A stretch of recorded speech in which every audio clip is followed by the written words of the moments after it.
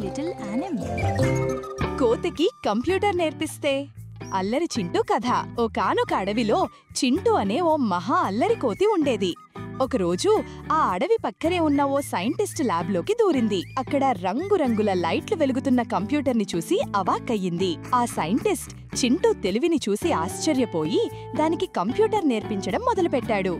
చింటూ చాలా వేగంగా నేర్చుకుంది.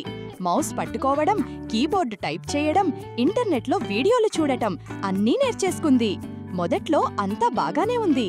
అడవిలో ఎక్కడ పండ్లు ఉన్నాయో మ్యాప్స్లో చూసి మిగతా కోతులకు చెప్పేది. కానీ నెమ్మదిగా చింటూ ఇంటర్నెట్లో ఫేక్ న్యూస్లు సృష్టించడం మొదలుపెట్టింది. అడవిలో భారీ ఎత్తున అరటి పండ్లు పడుతున్నాయి, అందరూ ఫలానా చోటికి రండి అని తన సోషల్ మీడియా గ్రూపుల్లో పోస్టులు పెట్టేది. పాపం అమాయక జంతువులు అవన్నీ నమ్మి ఆశగా ఆ ప్రదేశానికి వెళ్లేవి. అక్కడ ఒక్క పండు కూడా లేకపోవడంతో నిరాశగా వెనక్కి వచ్చేవి. అంతేకాదు, ఆన్లైన్ గేమ్స్ ఆడటంలో మునిగిపోయి అడవికి కాపలా కాయడం మర్చిపోయింది. ఒకసారి దొంగలు అడవిలోకి ప్రవేశించి కొన్ని అరుదైన పువ్వులను దొంగిలించారు.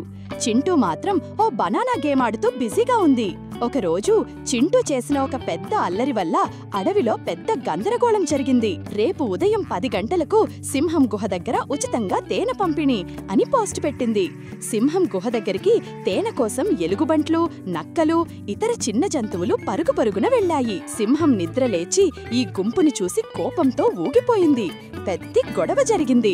అప్పుడు అడవిలోని పెద్దలు చింటూని పిలిచి గట్టిగా క్లాస్ పీకారు. టెక్నాలజీ అనేది మంచి కోసమే చింటూ, దాన్ని ఇలా తప్పుగా వాడుతూ అల్లరి చేస్తే అందరికీ నష్టమే అని గద్దించారు. తన తప్పు తెలుసుకున్న చింటూ చాలా బాధపడింది. ఆ రోజు నుండి చింటూ కంప్యూటర్ని మంచి పనులకే ఉపయోగించడం మొదలుపెట్టింది. అడవిలో దారి తప్పిన వారికి సహాయం చేయడం, కొత్త మొక్కల గురించి నేర్చుకోవడం, ప్రమాదాలను ముందుగానే గుర్తించి చెప్పడం వంటి పనులు చేసింది. అడవిలో మళ్లీ శాంతి వెల్లివిరిసింది. చూసారా మిత్రులారా, టెక్నాలజీ అనేది ఒక సాధనం మాత్రమే. దాన్ని ఎలా వాడుతామన్నది ముఖ్యం.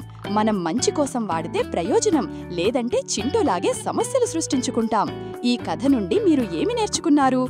మీరు ఎప్పుడైనా ఇంటర్నెట్లో చూసిన ఫేక్ న్యూస్ ని నిజమని నమ్మారా? కింద కామెంట్స్లో మాతో పంచుకోండి. ఇలాంటివి మిస్ కావద్దు. లైక్ చేయండి, సబ్స్క్రైబ్ చేయండి.